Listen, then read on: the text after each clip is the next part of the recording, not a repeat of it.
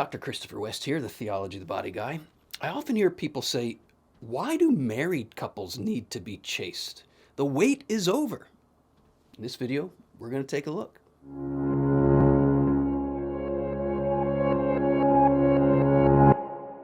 Hey, if you're new to this channel of the Theology of the Body Institute, our goal here is to demonstrate how our earthly bodies reveal heavenly and divine mysteries.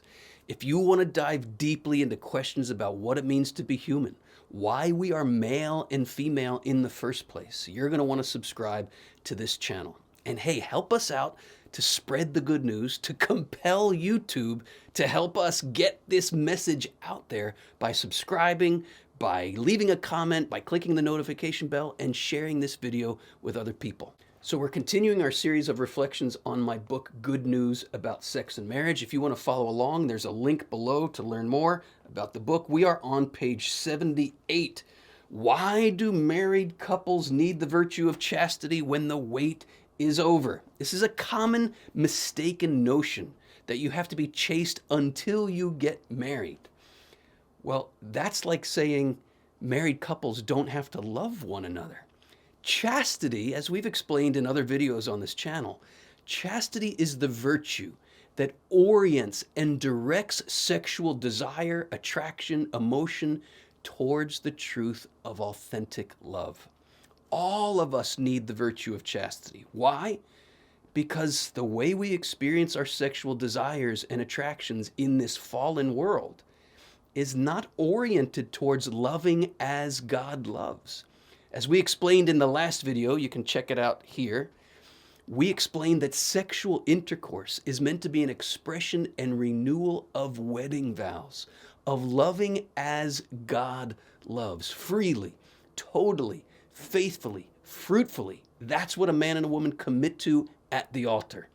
Chastity is the virtue that allows the married couple truly to experience sexual intercourse as that expression and renewal of wedding vows. So everyone is called to chastity, but it has different manifestations according to your own state in life. Chastity manifests itself in one way for married people and in another way for unmarried people. Here's what John Paul II says. He says, the effort to make sexual union a true communion of persons, and by that he means a real expression and renewal of the wedding vows that binds the couple together in the image and likeness of God. This is what sexual love, this is what married love really is meant to be, an expression of the way God loves. John Paul II says, the effort to make sex a true union of persons, and by this he means a true sacrament of God's love, rather than just a means of selfish gratification between two people. He says this presents the internal problem of every marriage. What an interesting insight. The internal problem of every marriage is not just disagreements over finances. It's not just disagreements over how to raise the children. It's not disagreements about the frequency of sex.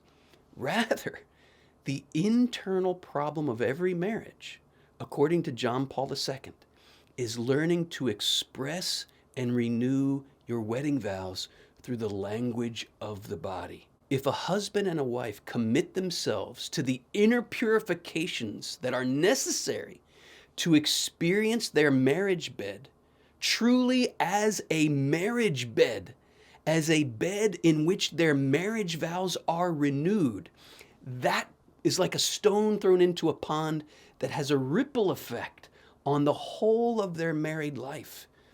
When they are truly expressing those wedding vows, that ripple effect goes out for great good in their marriage. Whereas, if a married couple are just using one another, dominating, manipulating, controlling the other for their own selfish pleasure, that too will have a ripple effect in a negative way on the whole reality of the marriage. As I say in the book here, it's much like the sacrament of love we find in the Eucharist.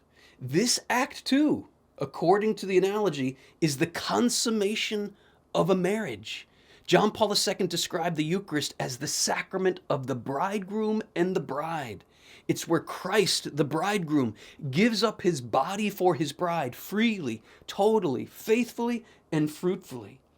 If we receive Christ's body worthily, as St. Paul says, it becomes the very source, in union with our baptism, of divine life, of holiness, and joy in our whole Christian life. But if we don't receive Christ's body worthily, we eat and drink our own condemnation, St. Paul tells us, because we're mocking what the Eucharist is.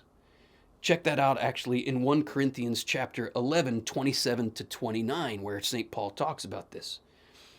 When we don't receive the Eucharist worthily, we're going through the motions, but we don't really mean what we're saying. Similarly, if spouses are just going through the motions and don't mean what they're saying, or worse yet, are in some way trying to cancel what the sexual act really means, then sexual union becomes the source of a fundamental disquiet in their marriage that over time will serve subtly, or maybe not so subtly, to undermine the whole relationship from the inside out.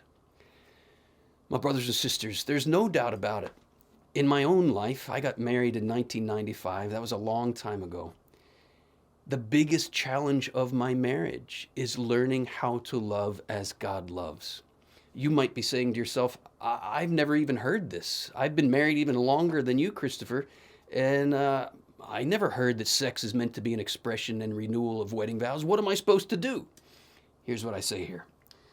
Regardless of how old you are or how long you've been married, it is never too late to grow in your understanding and your living out of the true meaning of sexual love. We have a patient, merciful God who wants to draw us ever closer in a spousal relationship with himself.